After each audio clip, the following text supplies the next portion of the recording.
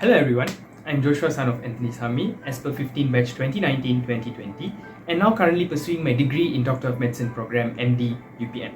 So first of all, congratulations to all batch 03 students for receiving your SPM results recently. So let's get into business. So when I look into my pre-university period after receiving my SPM results, when I went to UPU, I seriously had no idea about this word called Asasi. All I knew before this was matriculation, STPM, A-levels and so on. So when I saw this word Asasi, I was like, what is Asasi? What is this program public universities are offering? So when I did my research, I got to know that it is almost similar to what we see in matriculation, where we have a one-year program with all the pure science subjects. But when I saw Asasi Science Pertanian, I immediately pushed it to my last choice in UPU. Why? Because I have no experience studying agriculture before this, and I had no confidence that I could be a good student in ESPER. So it was my last choice. But thanks to God and thanks to every counselor, every guidance I received from everyone out there, I got to know that ESPER is not an agriculture program, but it's actually a normal pure science foundation program together with agriculture as an extra subject. So after I got to know this, I was like, okay, since my counselors too advised that I should put it on my first choice. So I could remember at the last day of UPU application, I made ESPER as my first choice.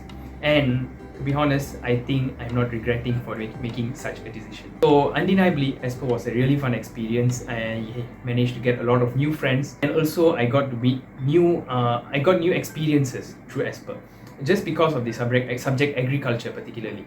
Why? Because during agriculture we had these sessions called practical sessions, especially during my first semester, where we could go to farms like palm oil plantations, cattle farms and so on. So these were new experiences, and I believe only ESPER students will be able to get such an experience. Besides that, ESPER has been a good place for me to grow as a leader or as a person.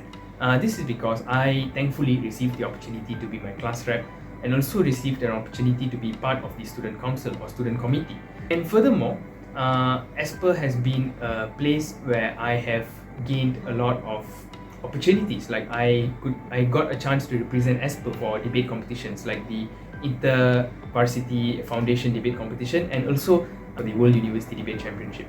So in our second half of second semester, we had to change everything to online. Though we were in an uncertainty, the ESPER management managed to actually lead the lectures. They did it in various ways. For example, they had classes in Instagram, they had pre-recorded lectures or live lectures in Zoom and Google Meet and so on. So, and we even had our finals done. So we have our pointers for Sem 1 and Sem 2. So though ESPER 17 might or might not be online, it depends on the situation, but do not worry. I think the situation is under control. ESPER gave me everything, and I am very sure ESPER would give you everything. So I would really encourage you, dear juniors who are really interested to venture into this adventurous program, just give it a try. Just put it as your first choice. Thank you, and hope to see you in ESPER.